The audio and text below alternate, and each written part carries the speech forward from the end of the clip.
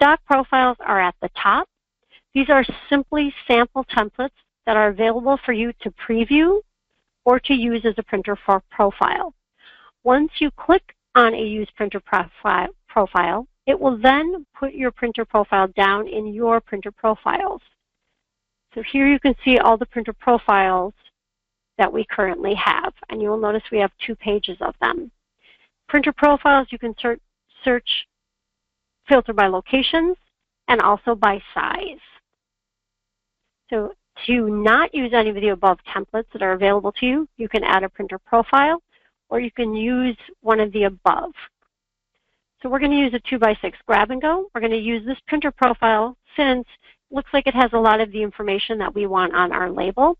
So rather than recreate it, we're going to use that as a template and modify and change it. So we will use printer profile. That will open up the printer profile window. Here will be our profile name. Since it's a copy of our template, first thing we want to do is change our profile name. I suggest using the size of the label to start with, and then something that's relevant to your kitchen staff. Once you have that name in, you want to indicate the paper size, 2x6. If you want your label to print 6 inches wide, 2 inches long, you would rotate that 90 degrees. If you'd like it to be 2 inches wide and 6 inches long, you leave it on the no rotation. We can indicate this label as a hot button, meaning it will appear at the top of our date code Genie. And I do believe all of our hot buttons are currently in use, so therefore we cannot use that.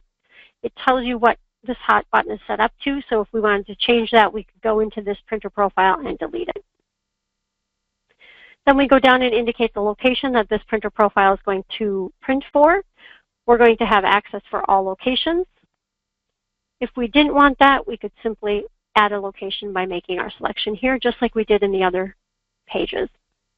Then once we get down here, we'll see our printer profile, our printer label lines. If you think of everything within this box as your actual label, this is the order that your label features will appear in. So if there's something here you don't want, all you have to do is delete this feature. We didn't use the barcode, so we're going to delete that. And we haven't added a logo. I'll show you that in just 1 minute. Okay, if there's something else that we want to add to this label that we don't have, we would go to our Add Label feature. And remember, we were able to add a custom menu field where it could be catered to anything that you wanted. Let's add that to our label. Once we have all the components that we want, we put them in the order we want them to appear by clicking and dragging. So if we want our store name to be at the top, followed by our item name, our sell price, ingredients, allergens. Any way you want to put them in order, click and drag to get them in the order you want them to appear in. Once you have the order completed, you'll click on every green tab, black triangle.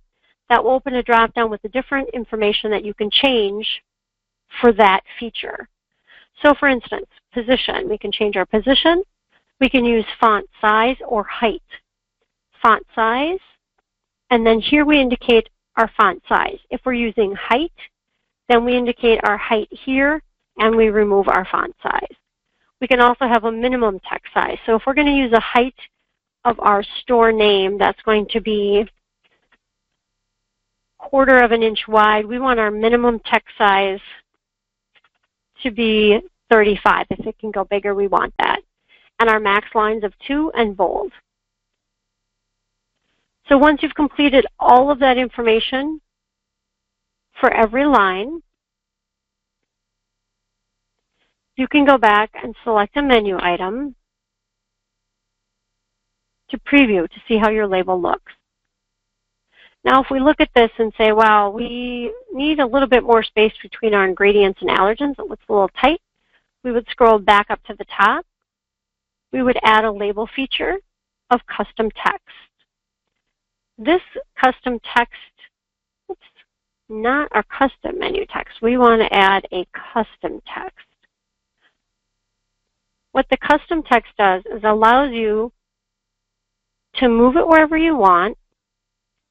If you want to put something custom in your label, such as maybe your phone number, your website, you can certainly type that here, but it also can be used as a spacer. So if we just use the space bar, put a few spaces, we change font size to height, and we put height in inches at let's put it as 0.5 to dramatize. Then we go to our preview. We'll notice there's quite a bit of space. So you can play around if that's a little bit too much space. Once you have it the way you want it, you would go up and save your changes. That will bring you back to the Printer Profile tab, and you will notice if you go to the bottom